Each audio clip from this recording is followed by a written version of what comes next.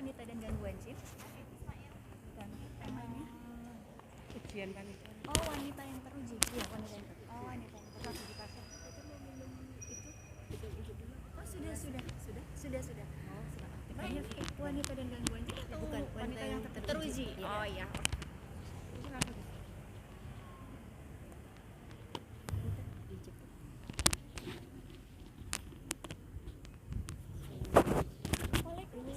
Ketua Majelis Taklimnya. Iya.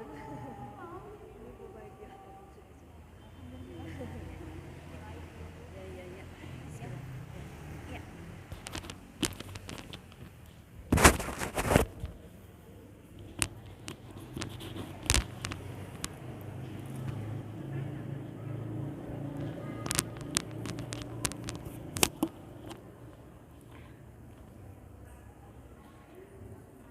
Bismillah.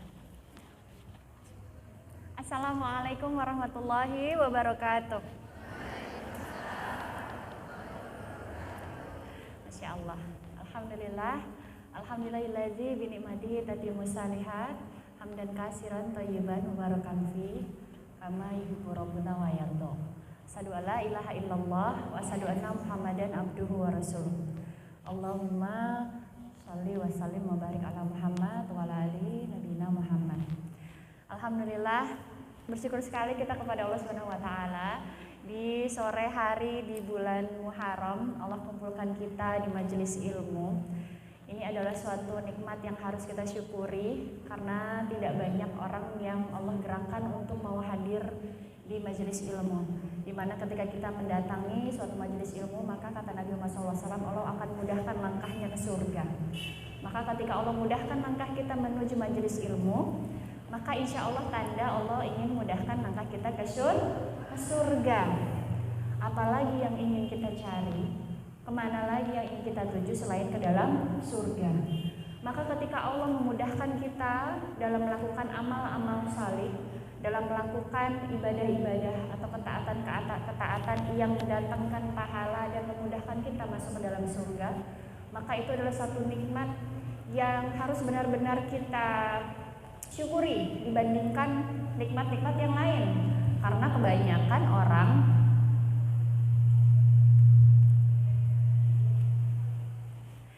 kebanyakan orang mudah bersyukur kalau apa yang dilihat oleh mata, tapi sulit sekali bersyukur kalau apa yang dilihat dengan iman. Orang mudah bersyukur kalau misalnya lihat dikasih uang sama suaminya, mudah alhamdulillah dapat uang gitu kan. Tapi jarang sekali orang yang bersyukur, alhamdulillah hari ini saya bisa sholat duha. Hari ini alhamdulillah saya bisa sholat asar. Alhamdulillah hari ini saya bisa duduk di majelis ilmu. Jarang, Bu. Banyakan orang, saya dapat uang, alhamdulillah. Dapat hadiah apa dari orang, alhamdulillah. Tapi jarang sekali orang, alhamdulillah hari ini saya bisa istighfar loh. Jarang sekali. Maka berdoa sama Allah Subhanahu wa taala, ya Allah, mudahkan aku menjadi orang yang pandai bersyukur, terutama yang berkaitan dengan ibadah. Kalau janji Allah, barang siapa yang bersyukur maka Allah akan tambah nikmatnya. Maka ketika kita bersyukur akan hal-hal yang berkaitan dengan ibadah, maka Allah akan menambah kenikmatan kita untuk beribadah dan dimudahkan untuk ibadah yang lainnya. Maka terus-menerus kita bersyukur kepada Allah Subhanahu wa taala dan berselawat kita kepada Nabi kita Muhammad sallallahu alaihi wasallam, lelaki sempurna yang kalau kita contoh segala perbuatan, perkataannya, bahkan diamnya akan mendatangkan pahala buat kita. Seorang nabi yang setiap harinya terus-menerus mendoakan kita supaya selamat dari api neraka. Pertanyaannya, apakah kita sudah bersolawat setiap harinya secara rutin untuk baginda Nabi? Kurang kenceng. Yang ini enak? Enak mana? Yang ini apa yang tadi? Enak yang ini. Oke. Baik, kita lanjutkan ya. Kita bersolawat kepada Nabi kita Muhammad sallallahu alaihi wasallam, yang semoga kita termasuk orang-orang yang nanti mendapatkan syafaatnya, dimudahkan untuk mengamalkan sunnah-sunnahnya. Karena banyak orang yang tahu detail kisah sejarah kehidupan artis-artis di televisi, tapi nggak tahu kisah sejarah kehidupan nabinya sendiri, nggak tahu kisah gimana Nabi Muhammad SAW bersama para istri-istrinya, bersama para sahabat, nggak tahu. Tapi kalau ditanya tentang artis-artis yang lagi banyak di TV, tahu. Makanya kita harus bertanya pada diri kita sendiri, sejauh mana ya saya tahu tentang Rasul. Padahal ketika kita tahu tentang Nabi Muhammad SAW itu dan kita contoh dalam kehidupan kita, mendatangkan pahala. Cari tahu tentang Nabi, bagaimana ketika Nabi tidur, kita praktekin dapat pahala. Bagaimana ketika Nabi makan, dapat pahala. Kita praktekin, cari tahu gimana cara ketika Rasul pakai baju, pakai pakaian, pakai sepatu, ketika menyisir rambut, ketika berjalan, ketika naik ke tanjakan, ketika naik keturunan. Hal sepele nggak? Sepele. Tapi ketika kita tahu Nabi Muhammad SAW melakukan itu dan kita contoh dan kita niatkan untuk mengamalkan sunnah, dapat pahala. Contoh, sama-sama makan, sama-sama pakai tangan kanan. Tapi yang satu diniatkan untuk mengamalkan sunnah karena ingin mencontoh Nabi, yang satu karena kebiasaan dari kecil ibunya kalau ngajarin hehe tangan bagus pakai tangan kanan gitu kan. Dapat pahala yang mana? Dapat pahala yang dia mencontoh Nabi, ingin mengamalkan sunnah, padahal sama-sama makan dengan tangan kanan. Dahsyatnya kalau kita tahu tentang sunnah, tentang Nabi Muhammad SAW, lalu kita praktekkan dalam kehidupan kita, efeknya akan mendatangkan pahala buat kita dan kebaikan di dunia dan di akhirat. Masya Allah. Dan alhamdulillah senang sekali hari ini ada di Masjid Al-Huda Lumajang. Ini pertama kali saya ke Lumajang. Ini alhamdulillah lokasi ketiga. Doakan saya sehat terus ya.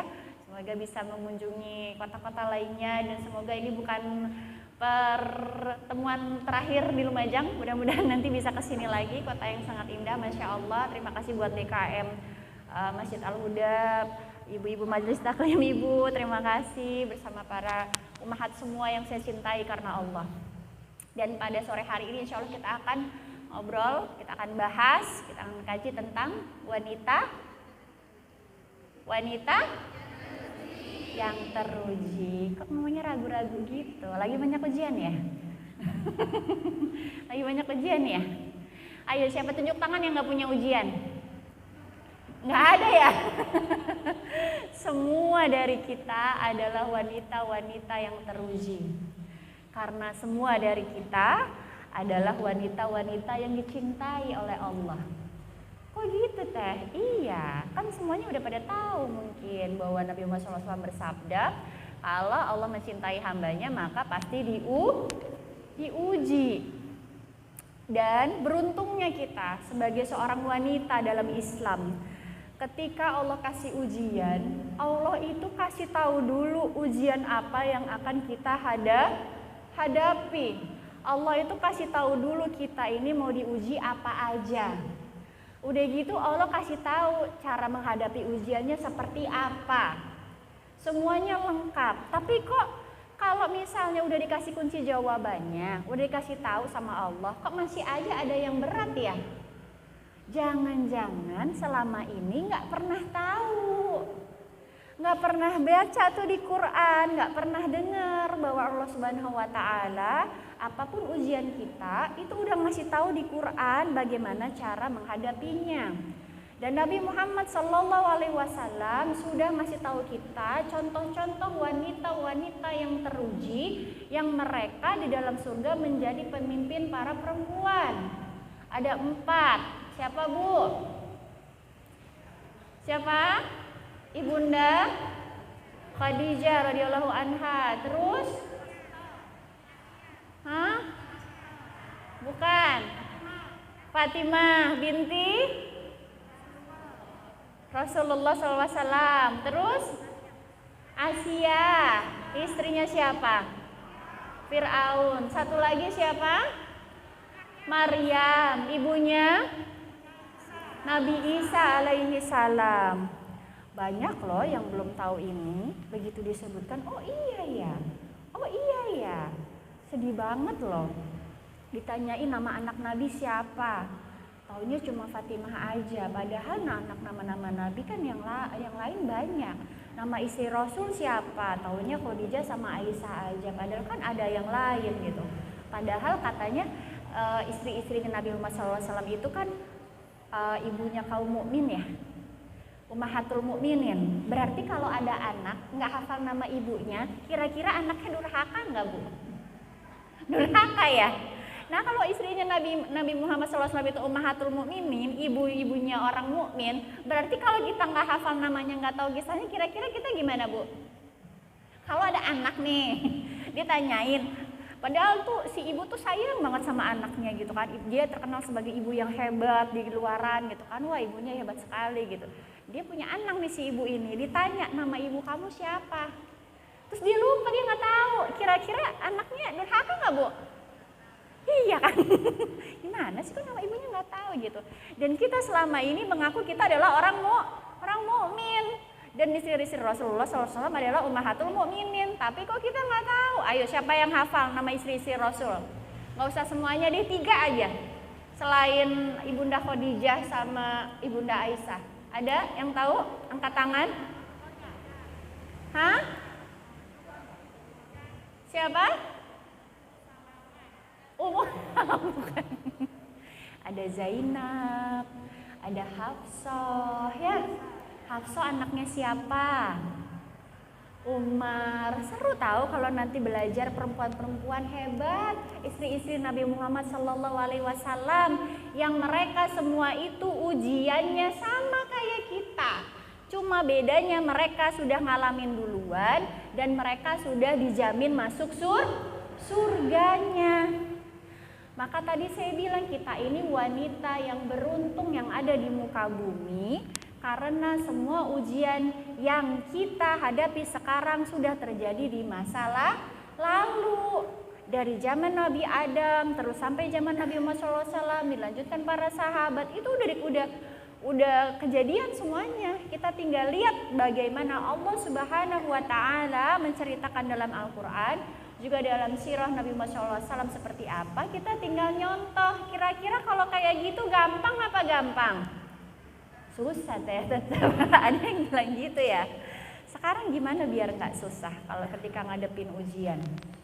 Allah Subhanahu wa Ta'ala itu udah ngasih tahu kita dalam Al-Quran di surat Al-Baqarah ayat 155 bahwa ujian kita itu bakalan muter-muter itu aja. Diuji dengan sedikit kekurangan dan kehilangan. Kekurangan dan kehilangan apa ujiannya? Jiwa, harta, dan buah-buahan, kata Allah Subhanahu wa Ta'ala. Buah-buahan kalau ditafsirnya itu artinya kesenangan. Sekarang ibu-ibu semuanya ummahat, coba berpikir, bukankah ujian kita selama ini dengan sedikit kekurangan dan kehilangan harta, jiwa, dan kesenangan? Makanya kadang-kadang sedih. Sedikit kesenangan kan berarti sedih ya? Iya apa iya? Sadar nggak? Kadang-kadang diuji kehilangan seseorang, kadang-kadang diuji kehilangan, kekurangan kesehatan, ya kan? Kadang-kadang kekurangan uang, ya kan? Kehilangan sesuatu barang, ya kan? Ujian kita kan itu aja, ya kan? Lalu kehilangan kesenangan, diuji dengan hal-hal yang bikin kita menangis, bikin kita bersedih. Tuh, terbukti kan bahwa kita ini akan diuji apa aja? Jawabannya surat Al-Baqarah ayat 155. Terus apa lagi teh? Allah kasih tahu apa lagi ujiannya? Dikasih tahu sama Allah di surat At-Taghabun ayat 14 sama 15 bahwa kita akan diuji dengan istri dan anak-anak kita. Ada yang menjadi musuh-musuh bagi kita dan menjadi ujian buat kita. Berarti kalau kita perempuan, suami dan anak-anak adalah ujian. Tadi siang saya bertemu seorang perempuan, si Fulana. Lalu tadi siang kan temanya wanita dan gangguan jin ya. Jadi menangis gitu karena ketika saya bicara hati-hati dengan ada rasa kecewa, rasa sedih berlebihan, nanti bisa mengundang nanti setan lebih mudah masuk ke dalam diri kita sehingga jadi berlarut-larut. Kalau ada gangguan jin itu akan semakin berat. Jadi kalau ada kecewa harus dirilis gitu, harus disembuhkan gitu. Tiba-tiba dia menangis lalu bercerita tentang suaminya. Langsung saya tebak, kenapa suaminya? Maaf ya, saya bilang selama ini kalau kecewa, coba ibu-ibu sekarang pahami nih ya, mungkin yang ujiannya tentang suami. Kalau kita kecewa sama suami atau sama seseorang, itu kunci kesalahannya satu, kenapa diuji seperti itu. Karena kita menggantungkan harapan, menggantungkan bahagia sama orang itu. Jadinya dikecewain sama Allah. Iya Pak ya? Iya.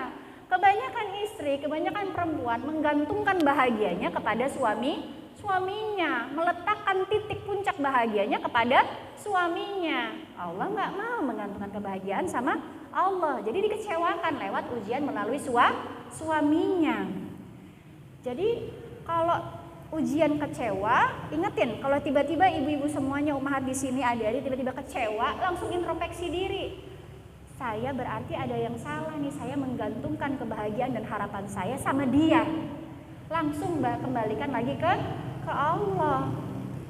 Karena kita pasti diuji dengan hal-hal yang ketika kita mulai melenceng dari Allah. Sekarang coba renungkan ini lagi ya. Kita sore ini banyak merenung ya ibu-ibu ya. Renungkan. Ketika Allah Subhanahu wa taala memberikan kita ujian, mengambil sesuatu yang kita senangi misalnya, membuat kita berada dalam masalah yang mungkin kita harus kehilangan sesuatu, atau berada di kondisi yang kita sampai nggak tahu lagi harus minta tolong kemana, berada dalam kondisi yang kita bingung harus bagaimana. Sejatinya Allah Subhanahu wa taala itu ingin menunjukkan bahwa lihat, ketika kamu tidak berdaya, siapa yang ada bisa menolong kamu. Lihat siapa yang paling bisa memberhasilkan apa yang kamu usahakan.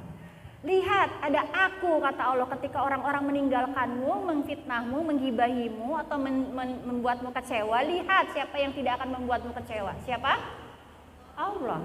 Sejatinya ketika kita diuji, Allah itu benar-benar ingin menunjukkan cintanya, bahwa hanya Allah satu-satunya tempat kita meminta pertolongan, bahwa Allah satu-satunya tempat kita untuk meminta, Allah satu-satunya tempat kita untuk memohon, bergantung, bersandar. Karena semakin kita bersandar kepada makhluk, semakin kita menggantungkan harapan kepada suami, harta, anak, mertua, orang tua, jabatan, apapun itu, semakin kita akan kecewa, semakin kita akan berat ujiannya. Sampai kita harus pada titik menyerah bahwa iya ya Allah, saya nggak tahu lagi harus gimana selain Engkau yang nolong. Ada yang pernah pada titik itu? Pernah ya? Wah berat ujiannya. Karena sejatinya di balik ujian memang ada tanda cinta Allah. Makanya benar kata Rasul, kalau Allah cinta, Allah uji. Kalau tadi Allah kasih tahu bahwa kita akan diuji dengan tadi surat Al-Baqarah 155, lalu surat At-Taghabun, ya kan? Lalu gimana teh cara dalam menghadapi ujian tersebut? Kan nggak mudah teh, gitu kan? Allah kasih tahu lagi Bu. Kalau tadi di surat Al-Baqarah 155, di surat 156-nya Al-Baqarah itu Allah kasih tahu caranya. Sabar kata Allah. Terus sabar. Kalimat sabar di Al-Baqarah 156 diajarin lagi sama Allah. Innalillahi wa inna ilaihi raji'un. Karena sejatinya segala sesuatu terjadi atas izin Allah. Yang nyiptain kita siapa, Bu? Yang nyiptain kita siapa, Bu? Yang punya surga siapa, Bu? Yang tahu dosa kita seberapa siapa, Bu? Yang tahu kemampuan kita siapa, Bu? Jadi kalau Allah pengen masukin kita ke surga, Allah tahu benar kemampuan kita seberapa, Allah tahu benar dosa kita seberapa, Allah datangkan itu ujian untuk menghapus dosa-dosa kita agar kita mudah masuk surganya. Konsep ujian itu sebenarnya seperti itu. Karena Allah cinta sama kita, sampai sekarang Allah masih kasih kita Islam dan iman yang itu menjadi modal kita nanti masuk ke dalam surga. Lalu kita dengan usia yang sangat terbatas di dunia, Allah lihat dosa-dosa kita banyak, tapi Allah pengen masukin kita ke dalam surga, tapi ternyata sholat kita amalnya belum cukup. Ternyata sedekah kita belum cukup untuk nutup itu. Puasa kita ternyata belum cukup untuk nutup dosa-dosa kita yang itu. Maka Allah datangkan ujian, Allah datangkan musibah untuk menggugurkan dosa-dosa kita. Dengan apa? Sabar. Karena sabar pahalanya tanpa batas. Az-Zumar ayat 10. Nyambung tadi sama surat Al-Baqarah 156. Karena segala sesuatu terjadi atas izin Allah. Paham sekarang ya? Jadi kalau kita lagi diuji, jangan lagi nyalahin orang lain, nyalahin keadaan, nyari kambing hitam, apalagi nyalahin Allah, naudzubillah. Karena Allah kabarin lagi di surat Asy-Syura ayat 30 bahwa segala musibah yang terjadi adalah akibat ulah tangan kita sendiri, gara-gara kita banyak dosanya. Tapi ada juga yang bilang, saya mah orangnya gak pernah bikin dosa, saya mah lurus-lurus aja, gak pernah macem-macem, saya mah baik sama orang. Sombong, ya kan? Dosa gak itu? Dosa. Karena kulo Bani Adam hoto. Kadang-kadang kita ini terjebak dosa cuma kita gak sadar. Dosa yang disengaja, gak disengaja, yang terlihat maupun yang terdengar. Ketika kita sendirian maupun beramai-ramai, dosa yang kita tulis maupun yang kita ucapkan maupun yang kita lakukan, dosa di masa dulu, masa mendatang. Bahkan kalau saya berdoa, ampuni dosaku di masa mendatang, ampuni dosaku di masa lalu, masa sekarang dan masa mendatang ya Allah. Karena kita nggak pernah bisa menjamin diri kita untuk lepas dari dosa. Ingat, ada setan yang 24 jam ingin selalu menggagalkan kita mendapatkan pahala. Setan juga tahu umur kita seberapa. Kan para jin itu suka mencuri berita di langit, tahu umur kita seberapa. Wah, dia udah mau meninggal nih, dosanya masih banyak, biar terus dosa-dosa terus gitu. Dan Allah kan gak akan membiarkan itu terjadi, makanya Allah kasih ujian. Ini usianya udah mau habis, ajalnya udah deket, kok dosanya masih banyak. Tapi saya ridho sama dia, saya mau masukin dia ke surga. Maka Allah datangin itu ujian, Allah kasih itu musibah biar dia sabar. Kalau sabar pahalanya tanpa batas, berarti kalau dosanya sangat besar, kira-kira kehapus nggak Bu? Kehapus, kan tadi tanpa batas, nggak ada batasnya. Jadi meskipun dosa kita sebesar langit dan bumi, ketika kita bersabar menghadapi itu, dosa kita runtuh. Maka saya kasih rumus menghadapi ujian, salah satunya ketika kita diuji bukan tentang kapan ujian itu akan selesai, tapi amal soleh apa yang bisa kita lakukan ketika ujian itu berlangsung, sehingga ketika ujiannya selesai, pahala kita dapat, surga kita dekat. Karena kalau kita gagal, ujiannya mungkin selesai, tapi bisa jadi itu ujian itu selesai dengan cara dosa, nerakanya terbuka lebar, naudzubillah. Kan orang diuji itu selalu ada solusinya dari Allah. Setiap ujian ada selesainya, setiap badai pasti berlalu. Tapi kan ada dua pilihannya, apakah dia selesai mendapatkan pahala dan surga, atau dia selesai dengan dosa dan neraka, naudzubillah, ya kan? Contoh seseorang yang dia sakit, aduh saya sakit gak sembuh-sembuh lah, saya ke dukun lah, misalnya begitu, naudzubillah. Dia sembuh misalnya di dukun, tapi dia dosa gak? Dosa besar, neraka gak jelas, ya kan, dia ke dukun, insya Allah, naudzubillah. Satu lagi, dia sakit dan dia ikhtiar dengan tibun nabawi misalnya. Saya mau ruqyah, saya mau dengan herbal-herbal sunnah, misalnya kurma ajwa atau madu. Saya mau ikhtiar dengan hal-hal yang halal lah ya, ke dokter misalnya. Dan terus dia enggak melakukan hal-hal yang haram kayak tadi ke dukun. Sakitnya sembuh dan ketika dia tadi berobat dengan tibun nabawi, bekam misalnya ya, dia sehat, dapat pahala, surganya dekat. Enak apa enak? Enak. Maka setiap diuji, ketika ada solusi, berpikir dulu. Kira-kira ini solusi menyelesaikan masalah saya di dunia, tapi bikin masalah di akhirat, atau masalah selesai di dunia, tapi akhiratnya juga saya aman. Contoh lagi, dia terlilit hutang. Biar pengen cepat selesai, dia pinjam ke riba ya, ke pinjol, ke mana tuh bank apa pokoknya yang pakai kredit riba gitu ya kan, masalahnya selesai, tapi dosa ya kan, dosa besar, neraka lagi, satunya lagi dia mungkin dia sama diuji dengan hutang juga, tapi dia bersabar dengan itu, dia berikhtiar dengan sedekah di saat sempit, lalu dia mulai melakukan hal-hal yang untuk mencicil bagaimana caranya, karena dia yakin benar rezeki sudah Allah jamin, nanti Allah tolong hutangnya selesai, dia surga insya Allah. Jadi sekarang ketika kita diuji bukan tentang kapan ujian itu akan selesai, tapi amal soleh apa yang bisa saya lakukan selama ujian itu berlangsung.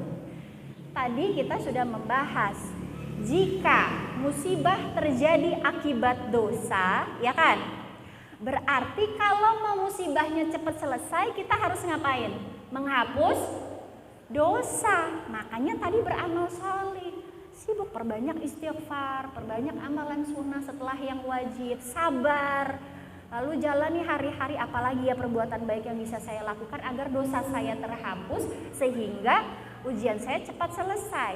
Ujiannya selesai, pahalanya dapat. Kelar tuh ujian 1, habis itu dikasih ujian kenikmatan, dikasih senang sama Allah. Ujian bukan Bu? Hah? Ujian ya? Itu ujian berat. Orang lebih gampang ingat sama Allah ketika dikasih musibah dibandingkan dikasih kenikmatan, setuju nggak? Iya, padahal itu berat juga ujian kenikmatan, kenyamanan. Bisa nggak kita bersyukur kepada Allah atas ujian yang Allah berikan berupa kenikmatan?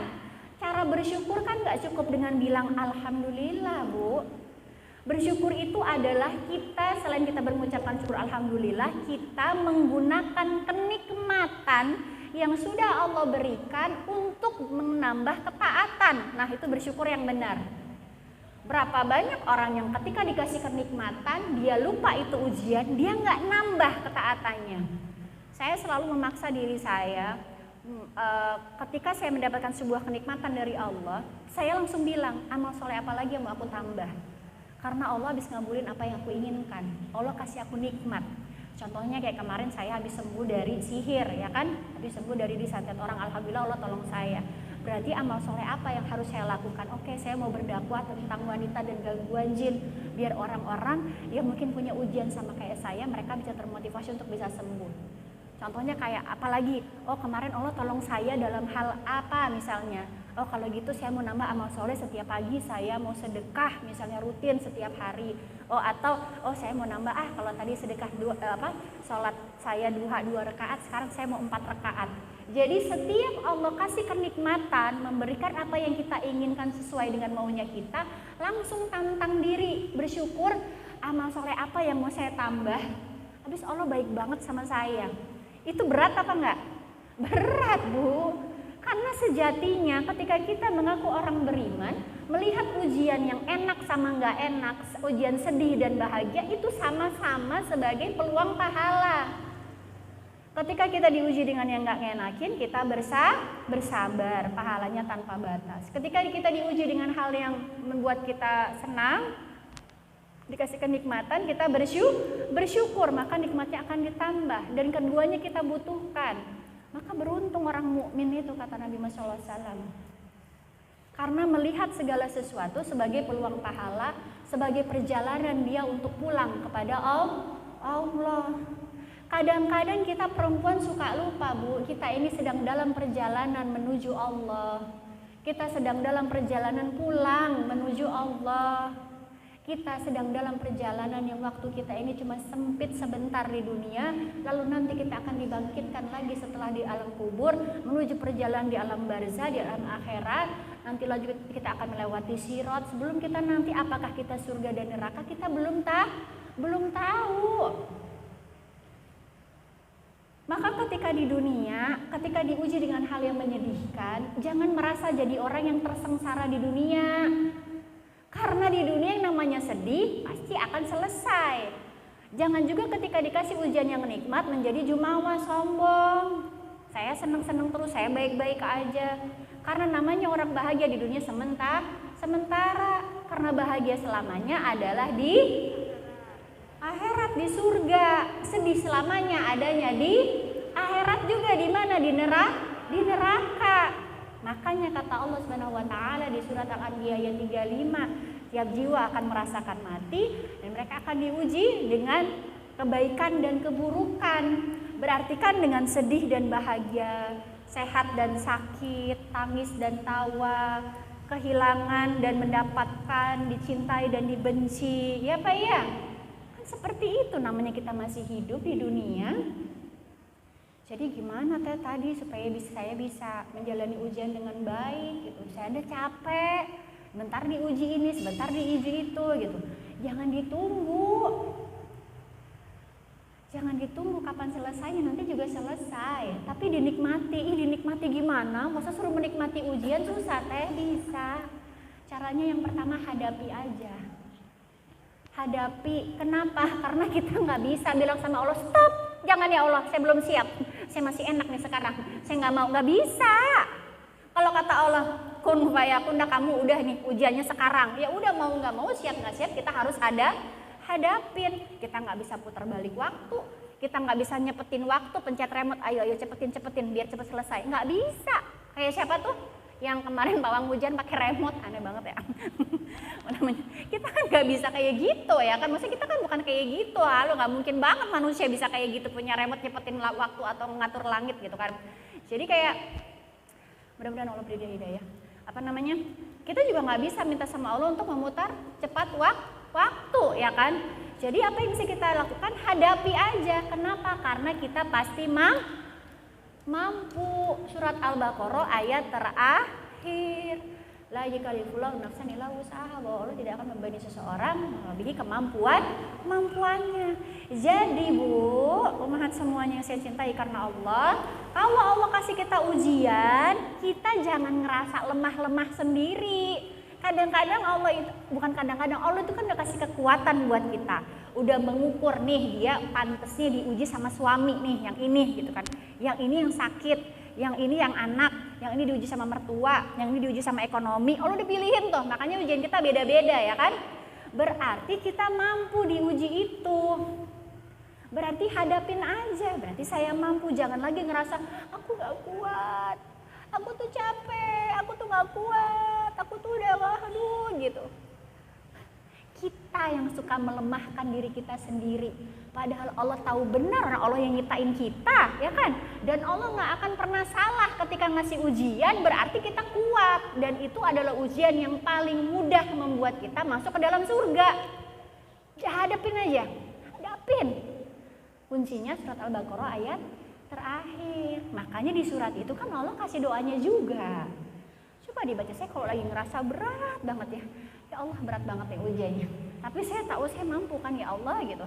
Saya senang banget tuh baca surat, buka Qur'annya, terus baca surat Al-Baqarah ayat terakhir karena Allah ajarkan doa di situ supaya kita kuat. Rabbana la tu'akhidna in nasina aw akhtana, Rabbana wa la tahmil 'alaina isran kama hamaltahu 'alal ladzina min qablina, Rabbana wa la tuhammilna ma la taqata lana bihi wa'fu 'anna waghfir lana warhamna anta maulana fansurna 'alal qaumil kafirin. Insyaallah. Di situ doanya indah banget, kalau ibu semua nanti baca artinya. Kita minta dikuatkan sama Allah, kita minta ditolong sama Allah, minta ampun Rabbana ighfir lana, minta ampun sama Allah. Di situ juga ada kenapa? Karena tadi konsepnya yang awal ya, segala musibah yang terjadi adalah akibat dosa kita sendiri. Baca tuh doanya kalau lagi nggak kuat. Jadi yang pertama hadapi. Yang kedua kita hayati aja, iya ya Allah, jika memang musibah ini terjadi akibat dosa-dosaku, maka ampuni. Renungi, bermuhasabah, barangkali ada dosa-dosa yang terselip belum kita taubati. Pernah nggak ibu-ibu menggelar sajadahnya di sepertiga malam, diingetin saya pernah bikin dosa ini, sebutin ke Allah, ya ampuni dosaku dulu, saya pernah begini. Lalu bilang sama Allah, kalaupun ada yang saya lupa ya Allah, saya pernah melakukan itu, tolong kau ampuni saya. Jika musibah ini terjadi akibat dosa-dosa saya, tolong ampuni ya Allah, dan segera angkat musibah ini, tolong saya. Minta ampun sama Allah. Beristighfar yang banyak. Lalu bagaimana cara minta ampun setelah beristighfar? Selain kita nanti misalnya sholat taubat, beristighfar dengan berbuat baik. Karena perbuatan baik menghapus perbuatan buruk. Makanya kalau diuji, sibuk beramal soleh, jangan sibuk mengeluh. Kalau kita sibuk mengeluh, kenapa begini ya, kenapa begitu, adanya udah masalahnya nggak selesai, kitanya tambah sedih, jadinya sakit, ya kan gitu. Kalau orang sedih lama-lama sakit, ya nggak? Ada yang pernah buktiin begitu, ya kan? Karena 80% itu penyakit itu dari perasaan dulu, sedih. Makanya dikontrol sedihnya. Hayati bahwa ini akibat dosa. Kalaupun mau bersedih karena banyaknya dosa, itu lebih mending karena air mata yang jatuh akibat dosa, air mata yang jatuh karena takut terkena api neraka, karena menangisi dosa-dosa, itu bisa memadamkan api neraka. Jangan menangisi takdir yang sudah terjadi. Apa yang sudah terjadi tidak bisa kita rubah. Tapi yang akan terjadi bisa kita rubah dengan apa? Doa, karena hanya doa yang bisa merubah takdir. Lalu setelah tadi dihadapi, terus dihayati bahwa ini memang akibat dosa, yang terakhir kita nikmatin aja, jalanin. Kembali tadi, bukan tentang kapan ujiannya selesai, tapi apa yang bisa kita lakukan. Bisa jadi, surat Al-Baqarah 216 ya, bisa jadi yang gak baik menurut kita, baik menurut Allah. Bisa jadi yang menurut kita baik, gak baik menurut Allah, yang menurut kita gak baik bisa jadi baik menurut Allah. Jadi kan terserah Allah aja ya. Jadi nikmatin aja ujiannya. Kita butuh diuji agar kita bisa mengamalkan ilmu sabar, agar kita bisa mendapatkan pahala yang tanpa batas dari sabar. Kalau kita nggak diuji, nggak dikasih musibah, gimana kita bisa tahu rasanya perjuangan untuk bersabar? Ya Pak ya? Dia cuma ngomong-ngomong doang dong ya kan. Kalau misalnya nggak diuji sama Allah, sehingga kita nggak bisa merasakan, oh begini ya beratnya sabar, sampai-sampai pahalanya itu tanpa batas, sampai-sampai malaikat itu cemburu banget sama manusia karena dikasih amalan yang namanya sabar, sehingga nanti ketika masuk ke dalam surga diucapkan salamun alaikum bima sobartum, salam untuk kalian atas kesabaran kalian. Malaikat tuh Masya Allah membanggakan kita sekali dengan kesabaran kita, takjub kagum sama kita yang memang berjuang dengan sabar kita. Dan sejatinya ibu-ibu semuanya, kita hidup ini penuh dengan kesabaran, penuh dengan ujian kesabaran. Contohnya, bukan hanya saat ujian aja. Emang kalau lagi sholat, dari subuh ke duhur, suruh sabar nggak nunggu azan berikutnya? Ya, duhur ke asar, suruh nunggu sabar kan? Kita lagi puasa apalagi dari sahur ke buka, ya kan? Suruh bersabar. Semua ini kita itu kalau direnungi lagi, semuanya ini ujian sabar tentang menunggu. Bukankah kita hanya tinggal menunggu ajal, dan kita hanya menunggu waktu sholat yang itu penuh dengan ujian sabar. Pengennya cepet-cepet, apalagi kalau lagi kena masalah, kena musibah, pengennya cepet-cepet waktu sholat, ya kan? Sabar, harus sabar. Orang mau masak aja ujian sabar. Ini kan bukan surga. Kalau mau masak mah suruh sabar, motong dulu sayurnya, bikin dulu bumbunya, baru bikin. Itu sabar bukan? Sabar. Kalau nggak sabar, orang nggak sabar masak mah dibuang pancinya, ya kan? Sabar. Mau berangkat ke kajian, emang bukan ujian sabar. Ujian sabar, ustazahnya belum datang misalnya, terus di jalan macet apa, sabar. Kita nutup aurat, emang bukan ujian sabar. Ujian sabar. Panas kadang-kadang, ya kan, ditutup semuanya, belum lagi suruh pakai masker, nanti yang pakai cadar. Ujian sabar bukan? Sabar. Di saat di luar sana orang bebas, mereka nggak tahu aturan Islamnya, buka-bukaan, kita sabar nurut sama Allah, nutup aurat kita. Semua ini tentang ujian sabar. Nikah sabar sama suaminya, anak sabar, semuanya ini kita kehidupan ini tentang sabar, tentang menunggu, tentang menahan. Sabar itu kan menahan, ya kan? Menahan untuk tidak komplain, untuk tidak mencela takdir Allah. Menahan untuk nggak marah sama apa yang sudah Allah tetapkan terjadi. Menahan untuk bisa menerima apapun yang Allah sajikan dalam kehidupan kita. Itu sabar. Kalau katanya menahan, ya udah tahan aja. Cara nahannya gimana, kan Allah udah ajarin. Makanya kalau ada sesuatu takdir terjadi, jeger, kaget kita, sedih, rasanya kayak disambar petir, mata udah merkabak ya, udah pengen nangis, dada sesak. Ya Allah, menerima sebuah fakta yang kita inginkan, yang gak sesuai sama maunya kita. Apa yang keluar pertama kali? Inna lillahi wa inna ilaihi roji'un. Leret itu Bu, insya Allah langsung mereda tuh yang tadinya langsung ya ini semuanya dari Allah. Ya udah, kembali lagi ke Allah. Allah udah takdirkan ini terjadi, berarti aku kuat. Dan ini mungkin lagi gugurin dosa-dosa aku, dan ini pasti baik buat aku, dan ini adalah cara Allah memudahkan aku untuk masuk ke dalam surga. Enak nggak kalau ngomong, kalau konsep berpikirnya seperti itu? Enak ya. Karena sejatinya kita memang benar-benar butuh ujian agar kita mudah masuk surganya. Lagi pula Allah Subhanahu wa taala itu udah jabarin semua orang-orang yang diuji. Mulai dari ujiannya Nabi Adam, Nabi Ibrahim, Nabi Yahya, Nabi Zakaria. Saya beberapa hari ini lagi seneng banget ngobrolin itu Bu. Karena kadang-kadang kita tuh kalau lagi diuji merasa ujian kita yang paling berat. Sampai-sampai kalau ada teman kita curhat nih, oh ujian kamu belum seberapa, aku yang paling sakit, aku yang paling berat ujiannya. Kadang-kadang orang itu merasa dia ujiannya paling berat. Padahal kata temannya, ih beratan saya. Nanti kata yang lain, enggak lah masih ada yang lebih. Jadi semua orang merasa ujiannya paling berat. Padahal Allah sudah menakar kemampuannya. Dan kita kalau ukuran ujian, kita nggak mungkin walaupun kita saya bilang sama Mbak Sefi, Mbak Sefi mah ujiannya nggak seberapa gitu. Tapi kalau saya diuji sama ujian Mbak Sefi, belum tentu saya kuat. Karena kan Allah yang tahu kemampuan saya seberapa, kemampuan Mbak Sefi seberapa dalam menerima ujian. Jadi kita nggak boleh menghakimi ujian orang lain. Apalagi menghakimi takdir masa lalu orang lain. Ini banyak terjadi loh Mahat. Menghakimi takdir orang lain, ih dulu kan dia itu begitu, begini, begitu. Ih dia itu kan begini dulunya, ini. Padahal itu takdir siapa yang nentuin? Allah Subhanahu wa taala. Bisa jadi dengan takdir dia yang menurut kita buruk, itu menjadi jalan hidayahnya dia untuk menuju Allah. Bisa jadi dengan kita mencela takdir masa lalu yang buruk orang lain, bisa jadi masa depan malah kita melakukan itu. Naudzubillah. Jadi kita nggak boleh mencela ujian orang lain, mencela takdir buruk masa lalu orang lain, karena belum tentu kitanya ini bisa benar sampai ke mendatang, ya kan? Dan belum tentu itu orang akan buruk terus, bisa jadi dia jemput hidayahnya jadi baik, ya kan? Ketika diuji jangan pernah merendahkan ujian orang lain ataupun menghakimi ujian orang lain dengan hal yang buruk.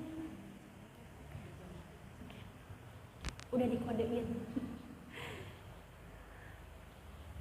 Maka salah satu kegiatan yang sangat indah ketika kita sedang diuji sebagai wanita yang paham sekali hidupnya akan penuh dengan ujian, dan insya Allah pulang dari kajian ini saya berharap ibu-ibu semuanya bisa memandang ujian sebagai sesuatu yang indah, sebagai sesuatu yang benar-benar tanda Allah cinta. Amin. Salah satu kegiatan yang paling indah yang bisa kita lakukan ketika kita sedang diuji adalah dengan tadabbur Quran. Kadang-kadang kita itu perempuan kalau lagi punya masalah pengennya ada yang nenang-nenangin ya. Ada yang puk-puk kalau bahasa saya mah. Ada yang nasehatin, nenangin gitu ya. Kalau para ulama tuh bilang begini, kalau engkau ingin berbicara kepada Allah, sholatlah. Kalau engkau ingin Allah berbicara kepadamu, baca Quran lah. Dua kegiatan ini bisa kita gunakan ketika kita sedang merasa berat dengan ujian, bahkan dalam hari-hari kita. Dalilnya mana teh? Oke. Wasta'inu bisobri wassalah. Mintalah pertolongan dengan sabar dan sholat. Sabar kita udah bahas. Berarti Bu, kalau misalnya ada masalah, jangan kemana-mana dulu, langsung ambil wudhu. Tadi kan udah ngucapin kalimat istirja ya. Langsung ambil wudhu, gelar sajadahnya, sholat 2 rakaat, minta pertolongan Allah. Jadi sholatnya niatnya minta pertolongan Allah. Sholat 2 rakaat, angkat tangannya langsung berdoa, ya Allah engkau berjanji kalau minta pertolongan adalah dengan sabar dan sholat. Insya Allah kuatkan kesabaranku ya Allah. Insya Allah aku sabar dan sekarang aku memohon pertolonganmu nih dengan sholat 2 rakaat ini. Aku mohon kepadamu karena aku lagi bla bla bla bla. Angkat sholat 2 rakaat, minta pertolongan Allah, berdoa. Saya pernah lagi sangat amat berat merasa diuji, sholat 2 rakaatnya bisa berkali-kali. Karena saya mengistirahatkan hati saya dengan minta pertolongan Allah dengan sholat. Saya mencontoh ada sahabat Nabi yang seperti itu. Dan itu indah banget Bu. Daripada ketika lagi ada masalah, keluyuran kemana-mana, ke teman-teman curhat A, B, C, D, adanya masalah kita di umbar-umbar ya sama orang, naudzubillah gitu. Jadi mendingan udah ke Allah aja, sholat, kegiatan yang pertama tuh yang aktivitas yang sangat indah yang bisa kita lakukan, ngomong sama Allah. Karena kadang-kadang kita ini perempuan kan kalau lagi ada masalah, pengennya tuh ngeluarin semua unek-unek ya kan. Sholat 2 rakaat, wasta'inu bisabri wassalah, sholat 2 rakaat, berdoa sama Allah. Terus kalau udah, ambil Qur'annya. Ambil Qur'annya, terus berdoa, ya Allah, jadikanlah Al-Quran ini sebagai obat dari kesedihan hatiku. Kasih petunjuk aku ya Allah lewat Al-Quran. Ajaibnya Bu, saya selama ini kalau lagi diuji, saya belum pernah gagal mempraktekkan ini. Saya buka tuh Qur'annya Bu, selalu dapat ayat-ayat yang bisa menyembuhkan kesedihan saya, yang membuat saya bersemangat lagi. Entah itu dengan perkataan Allah, entah itu dengan kisah-kisah yang Allah sebutkan dalam Al-Quran yang sedang saya buka. Namanya mukjizat itu terbukti Bu dalam Al-Quran. Jadi kegiatan indah yang kedua ketika kita sedang diuji adalah dengan tadabbur Quran. Dibuka Qurannya, berdoa dulu, lalu dibuka, baca artinya ya Bu. Habis baca Arabnya, baca artinya. Baca Arabnya, baca artinya. Biar kita tahu Allah ngomong apa. Jangan kita baca Arabnya aja tapi kita nggak tahu artinya, deh gimana mau dapat petunjuk. Makanya pernah ada yang komplain ke saya, mana teh buktinya? Katanya kalau lagi diuji dapat petunjuk, kok saya nggak dapat petunjuk baca Quran, kok masalah saya masih gini-gini aja. Ntar dulu saya tanya, ini baca Qurannya kamu bisa bahasa Arab enggak? Ya gimana kamu mau tahu Allah mau ngomong apa? Baca Qurannya nggak ada terjemahannya kalau nggak bisa bahasa Arab, jadi tahu Allah ngomong apa. Sehingga ketika Allah ngomong sama kita, jangan takut, jangan sedih. Karena sudah dipersiapkan surga untukmu, dikasih tahu sama Allah. Ketika Allah bilang jangan sedih, sesungguhnya Allah bersamamu, kan Allah yang bilang. Disemangatin Allah itu dahsyat dibandingkan disemangatin siapapun di muka bumi ini. Allah langsung yang nyemangatin kita, dan itu luar biasa. Belum lagi ketika kita ada masalah, ketika kita ada berquran yang keluar kisah-kisah. Misalnya kisah Ibunda Maryam. Tadi ada yang curhat, saya itu sering kena fitnah teh gitu kan. Apa yang harus saya lakukan gitu. Saya tuh sedih banget. Tenang, kamu tidak sendirian. Baca surat Maryam, tadabbur surat Maryam. Dia difitnah juga kan. Jadi di Quran itu tuh kita mau masalahnya apa, sudah ada orang-orang yang teruji keimanannya, yang dijamin surganya, dan terjawab dalam Al-Quran, mereka berhasil, kita tinggal nyontoh. Tapi saya berat banget teh, saya tuh sakit-sakit gak selesai-selesai tuh baca surat Al-Anbiya tadabbur. Ada kisah Nabi Ayub di situ. Udah saya mah diuji sama suami teh, tuh baca kisahnya Asia. Tadi ada Masitoh juga, ada yang tahu Masitoh, jarang loh orang yang tahu Masitoh. Ini Masya Allah ibu tahu Masitoh. Ada yang tahu Masitoh siapa? Kecuali ibu yang tadi. Masitoh itu tukang sisirnya Fir'aun. Tapi dia masuk ke dalam surga. Lihat ujiannya apa Masitoh, sedih banget. Masitoh disuruh menyembah Fir'aun, mengakui Fir'aun sebagai Tuhan. Dia punya anak.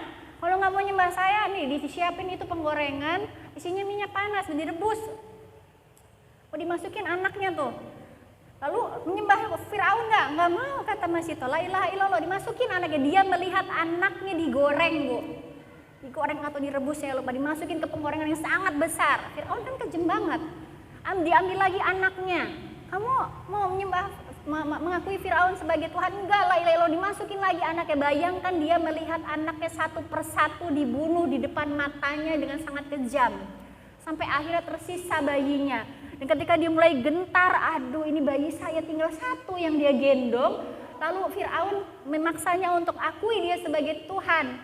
Lalu tiba-tiba anaknya ini ngomong, jangan, tetap la ilaha illallah. Lalu Masitoh la ilaha illallah, akhirnya dia dibunuh. Tapi dengan itu dia masuk surga bersama bayinya. Saya sampai merinding. Ujian kita seberapa sih Bu? Anak ibu digoreng. Makan minyak mahal ya. Anak ibu direbus? Enggak. Ibu disuruh nyembelih anak ibu kayak Nabi Ibrahim? Enggak. Ibu difitnah sama saudara-saudara ibu, tapi kayak Nabi Yusuf enggak, mau dibunuh, dimasukin ke sumur, habis itu dipenjara. Berat enggak? Berat. Saudaranya sendiri. Siapa lagi? Nabi Zakaria, digergaji bu, sembunyi di pohon, karena mau dibunuh, karena dia adalah nabi ya. Lalu orang-orang nggak mau menyembah Allah, yang mau dibunuh, sembunyi di pohon, ini digergaji bu. Nabi Yahya, aduh saya paling sedih kalau baca kisah Nabi Yahya tuh, ya Allah. Seorang yang sangat mulia, tapi Nabi Yahya kepalanya dipenggal karena ada seorang raja yang naksir sama perempuan, kepalanya dipenggal. Dia si perempuan itu minta maharnya kepala Nabi Yahya. Sedih nggak bu? Lihat dari sini kita belajar. Itu kira-kira endingnya sedih apa enggak? Sedih nggak? Sedih. Kalau dilihat pakai kacamata dunia sedih nggak? Sedih. Tapi kalau dipakai kacamata iman, surga nggak? Surga. Maka kalau lagi diuji, jangan lihat di dunianya. Lihat apa yang kita dapat nanti di akhirat. Lihat apa yang kita dapat nanti balasannya surga. Kalau di dunia ini memang tempat hati kita dihancurkan, memang tempat kita diuji, tempat kita penuh dengan tangis, kadang harus berdarah-darah, kadang harus sangat berat kehilangan. Tapi lihatnya jangan yang di sininya, lihat apa yang nanti Allah ganti, apa yang nanti Allah kasih ke kita, surga, tempat yang isinya hanya bahagia. Bahkan kita dibikin gak tidur saking Allah membalas segala letih kita itu. Gak pengen kita kehilangan kenikmatan, karena kalau kita tidur kita gak bisa ngerasain nikmat lagi. Ibu-ibu lagi jalan-jalan, kira-kira kalau tidur bisa menikmati pemandangan gak? Enggak, makanya di surga gak ada tidur bu. Kenapa di surga juga disediakan ranjang-ranjang, dipan-dipan? Karena Allah tahu kita capek, Allah tahu kita lelah, Allah tahu kita berjuang luar biasa di dunia dengan segala tangis dan segala halnya. Insya Allah habis ini saya tutup bu. Saya cuma pengen ibu-ibu semuanya semangat untuk tidak lagi melihat ujian sebagai sesuatu yang menakutkan, tapi melihat ujian sebagai tanda cinta. Jangan lihat apa yang sedang kita alami sekarang, tapi lihat apa yang Allah balas nanti di akhirat. Seperti Ibunda Asiyah ketika disiksa oleh Fir'aun juga, dia malah tersenyum karena dia berdoa kepada Allah minta rumah di surga. Mengajarkan kita ketika kita sedang diuji, berdoa sama Allah, kasih aku surga atas musibah yang aku alami ini ya Allah. Mungkin itu saja yang bisa saya sampaikan, lebih kurangnya saya mohon maaf. Saya kembalikan kepada Mas Sefi, silakan. Alhamdulillah, yang sudah menjelaskan panjang lebar singkat, padat dan jelas ya ibu semuanya tentang wanita yang teruji. Nah setelah ini silakan boleh bertanya, saya batasi 2 saja karena sudah jam 5, sudah mau mendekati azan maghrib.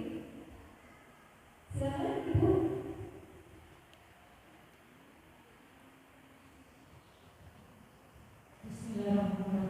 Assalamualaikum warahmatullahi wabarakatuh. Waalaikumsalam warahmatullahi wabarakatuh. Mohon untuk dibantu bagaimana caranya untuk menghadapi ketika kita beruji bersabar supaya tidak tetap marah. Soalnya sudah bisa bersabar, tapi akan tetap marah, sedikit marah. Sampai juga anak sebenarnya anak juga tidak mudah sama.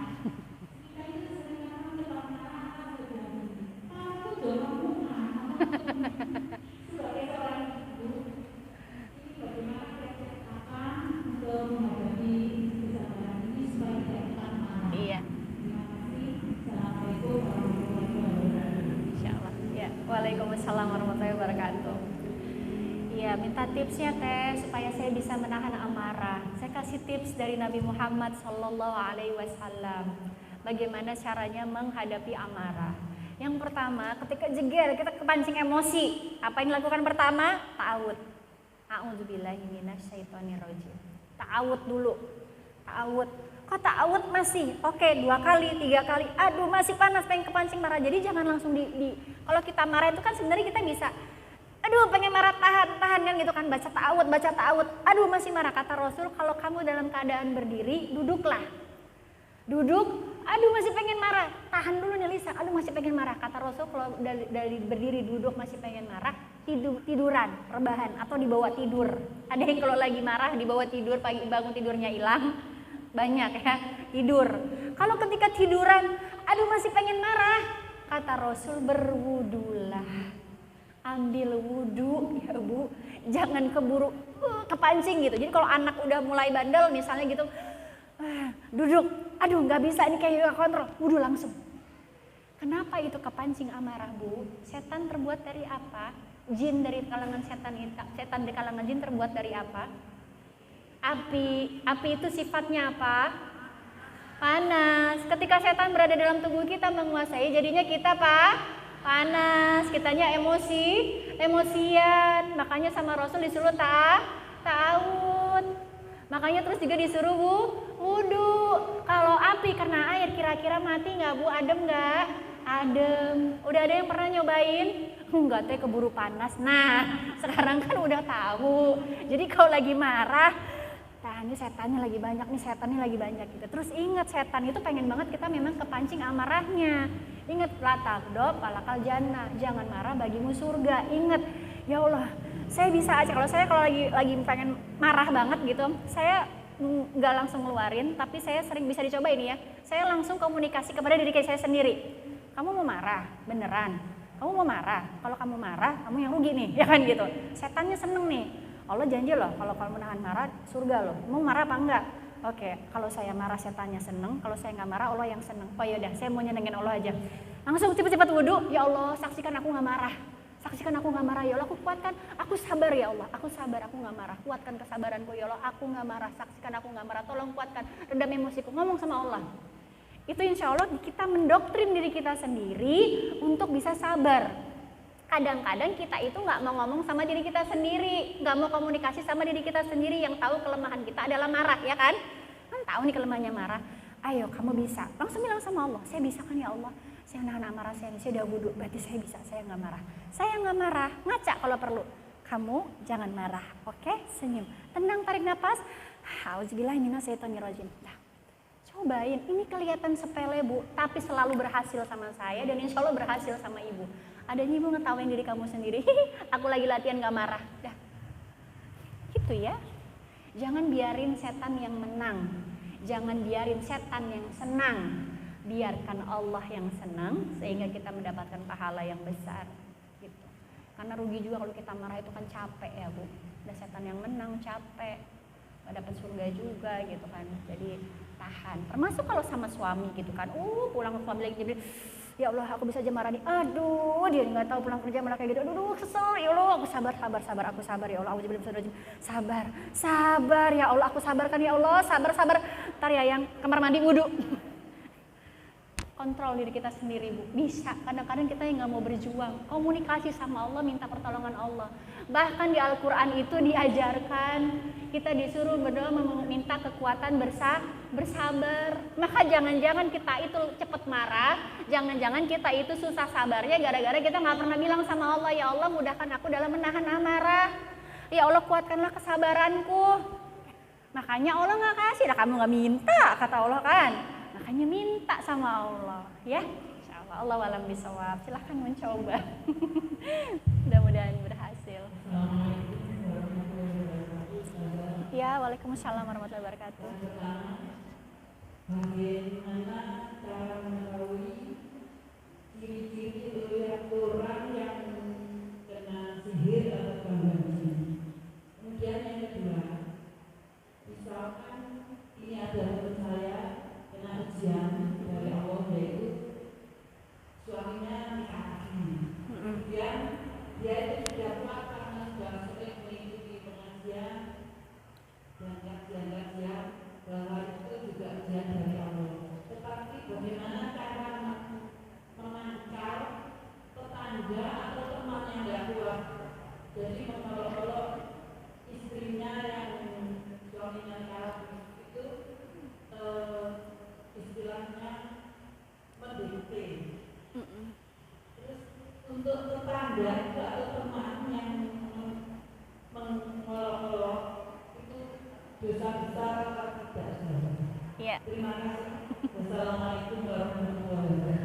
Waalaikumsalam warahmatullahi wabarakatuh. Pertanyaannya bagus sekali dua-duanya.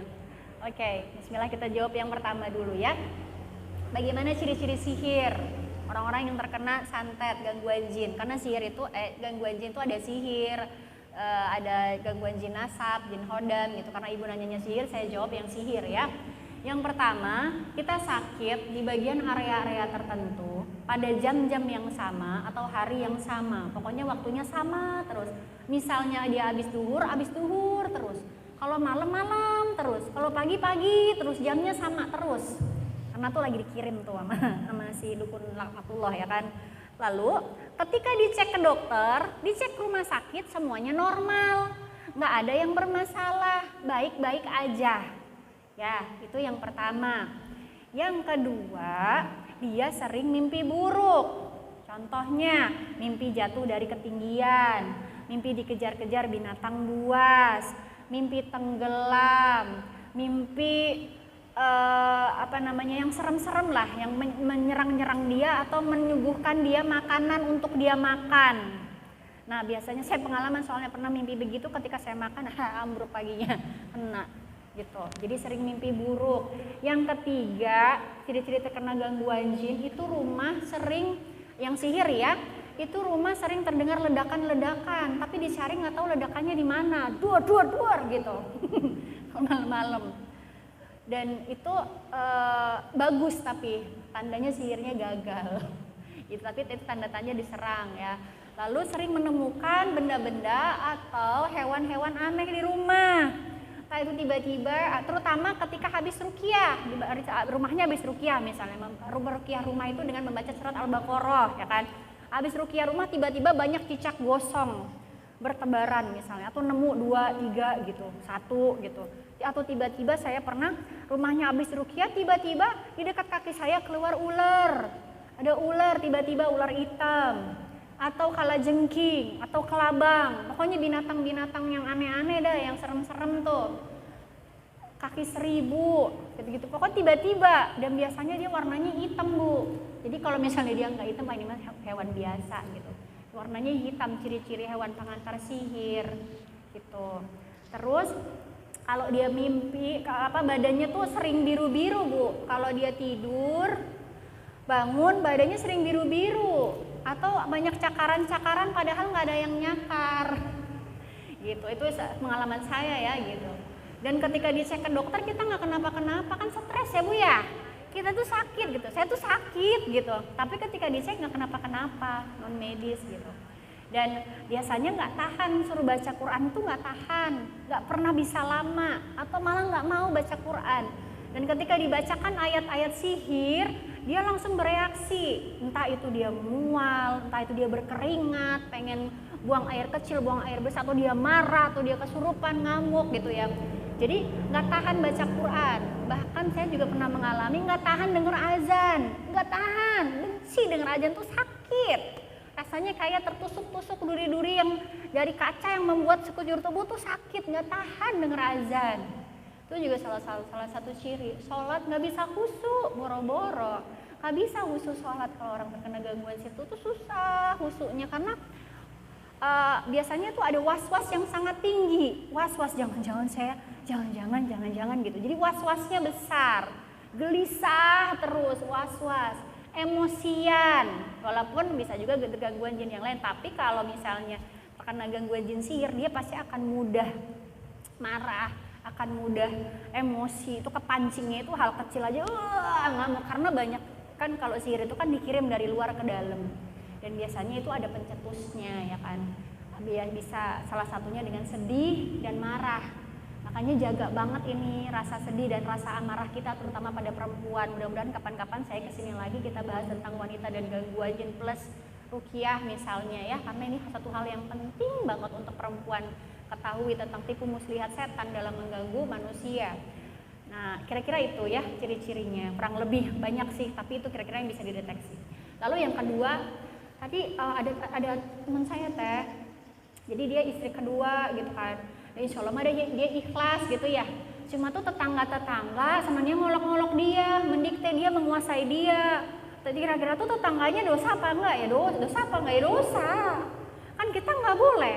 tadi saya udah bahas, kita nggak boleh menghakimi, mencela takdir orang lain. Bisa jadi nanti yang mencela itu mengalami apa yang dia cela, yang dia hina-hina, dia ngalamin loh. Lalu yang kedua, bisa jadi yang karena kan misalnya tadi jadi istri kedua gitu kan. Padahal bisa jadi dengan itu dia menjadi lebih dekat ke Allah gitu kan. Dan kalau udah memang siap dengan itu, gak usah lagi mikirin orang lain.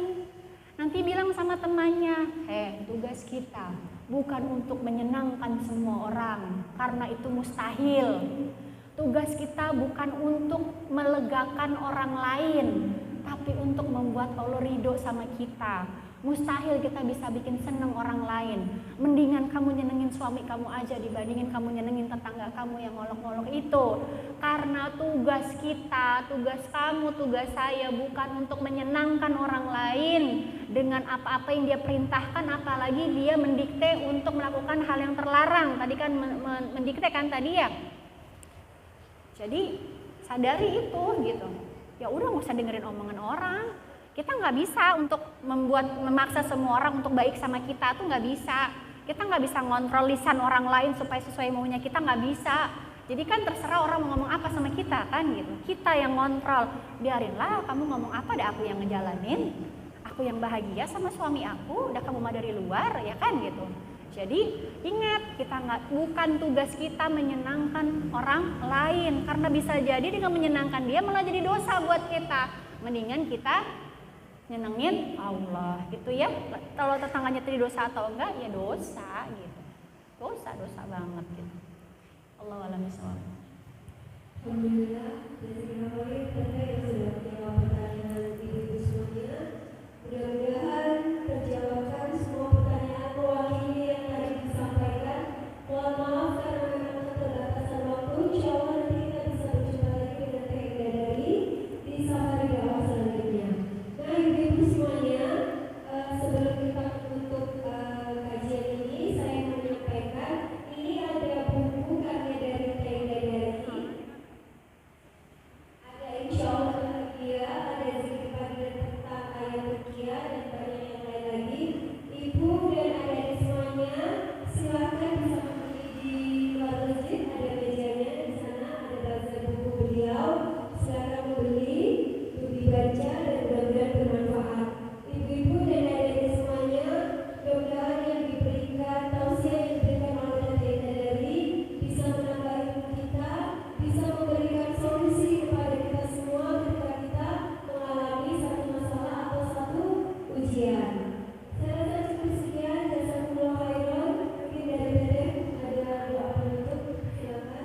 Iya, waktu jua yang memisahkan kita, semoga yang sedikit ini bermanfaat. Sebenarnya tadi apa yang saya sampaikan adalah nasihat untuk diri saya sendiri sebagai wanita yang teruji juga, dan semoga itu bermanfaat buat umahat semuanya di sini. Dan saya mohon maaf atas segala kekurangan. Mudah-mudahan sepulang dari sini, kayak saya bilang tadi, kita semua tidak lagi memandang ujian sebagai sesuatu yang menakutkan, tapi memandang ujian sebagai sesuatu yang kita butuhkan, sebagai cintanya Allah, sebagai hal yang membuat kita mudah masuk ke dalam surga. Dan mudah-mudahan Allah tidak hanya mengumpulkan kita di sini, tapi juga di dalam surga nanti. Kita saling mendoakan, jauh di mata, dekat di doa ya Bu ya. Mudah-mudahan Allah terus istiqomahkan kita dalam keislaman dan keimanan kita. Mari kita tutup dengan doa kafaratul majlis. Subhanakallahumma wa bihamdika asyhadu alla ilaha illa anta astaghfiruka wa atubu ilaik. Assalamualaikum warahmatullahi wabarakatuh. Waalaikumsalam warahmatullahi wabarakatuh. Ibu-ibu dan adik semua, sebelum meninggalkan tempat kita foto bersama. Teteh di sini aja, di depan aja. Permisi, live-nya dari masjid. Bisa merapat, ibu semuanya merapat. Tetap di tempat ini, tapi boleh merapat maju, biar semuanya